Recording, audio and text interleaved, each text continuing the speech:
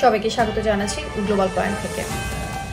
আজ কথা বলবো সাম্প্রতিক সময়ে ক্যারিবিয়ান অঞ্চলে আঘাত হানা হারিকেন মেসিলিয়া নিয়ে, যা বহু দ্বীপকে বিপর্যস্ত করে তুলেছে এবং বিশ্বজুড়ে জলবায়ু পরিবর্তনের প্রভাব নিয়ে নতুন করে ভাবাচ্ছে সবাইকে।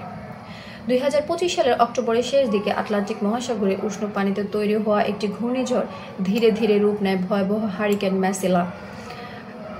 যুক্তরাষ্ট্রের ন্যাশনাল হারিকেন সেন্টার নোয়া এই ঘূর্ণিঝড়টিকে ক্যাটাগরি 4 হিসেবে শ্রেণীবদ্ধ করে, যার বাতাসের গতি ঘন্টায় প্রায় 230 কিলোমিটার পর্যন্ত পৌঁছেছিল। এটি সাম্প্রতিক দশকের অন্যতম শক্তিশালী হারিকেন হিসেবে বিবেচিত হচ্ছে। প্রথমে মেসিলা আঘাত হানে বার্বাডোস, সেন্ট লুসিয়া এবং ডোমিনিকা দ্বীপে। তারপর প্রবল বৃষ্টিপাত ও জলোচ্ছ্বাস নিয়ে এটি পুয়ের্তো রিকো ও হিস্পানিওলা দ্বীপ অর্থাৎ হাইটি ও ডোমিনিকান রিপাবলিক অতিক্রম করে। বাতাসের তীব্রতা ও জলোচ্ছ্বাস বহু ঘরবাড়ি ক্ষতিগ্রস্ত রয়েছে, বিদ্যুৎ ব্যবস্থা ভেঙে পড়েছে এবং যোগাযোগ ব্যাহত হয়েছে। রিউটার্স ও বিবিসি জানিয়েছে, বার্বাডোসের উপকূলীয় অঞ্চলে হাজারো মানুষকে সরিয়ে নিতে হয়েছে। ডোমিনিকায় পাহাড়ি এলাকায় ভূমিধসের ঘটনা ঘটেছে, যার কারণে কৃষিখাত মারাত্মকভাবে ক্ষতিগ্রস্ত হয়েছে। বিশেষ করে কলা ও কফি চাষে ব্যাপক ক্ষতি হয়েছে বলে স্থানীয় কৃষকরা জানিয়েছেন। পুয়ের্তো রিকোতে বিদ্যুৎ সরবরাহ পুরোপুরি বন্ধ হয়ে যায়। সিএনএনের তথ্য মতে প্রায় 1.5 মিলিয়ন মানুষ কয়েকদিন বিদ্যুৎবিহীন অবস্থায় ছিল। স্থানীয় প্রশাসন ও উদ্ধার সংস্থাগুলো আশ্রয়কেন্দ্র খুলে হাজার হাজার মানুষকে সেখানে স্থানান্তর করে।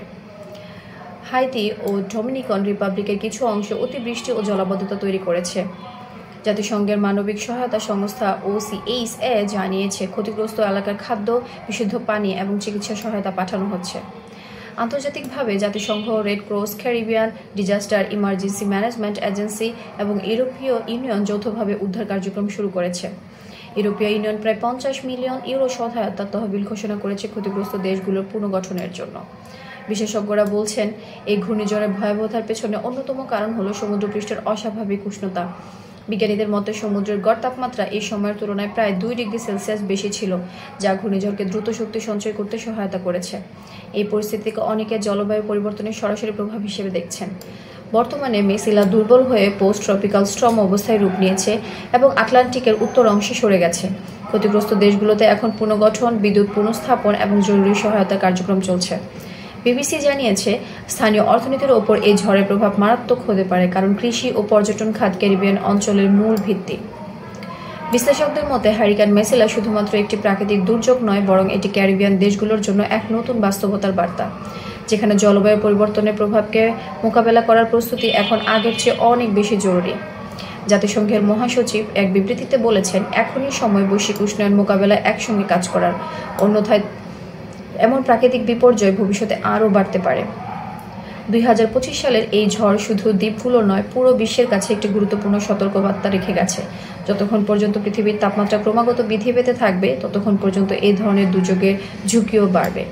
শেষ পর্যন্ত হারিকেন মেসিলা আবারও মনে করিয়ে দিল, প্রকৃতির সামনে মানব সভ্যতা আসলে কতটা দুর্বল এবং ভবিষ্যৎ প্রজন্মের জন্য টেকসই ও সচেতন পদক্ষেপ গ্রহণ করাই এখন সময়ের দাবি। আপনারা দেখছিলেন গ্লোবাল পয়েন্ট। বিশ্ব রাজনীতি, পরিবেশ এবং চলমান ঘটনাগুলোর নিরপেক্ষ বিশ্লেষণ পেতে সাবস্ক্রাইব করে পাশে থাকুন। পরের ভিডিওতে আবার দেখা হবে। ভালো থাকুন, সুস্থ থাকুন। ধন্যবাদ।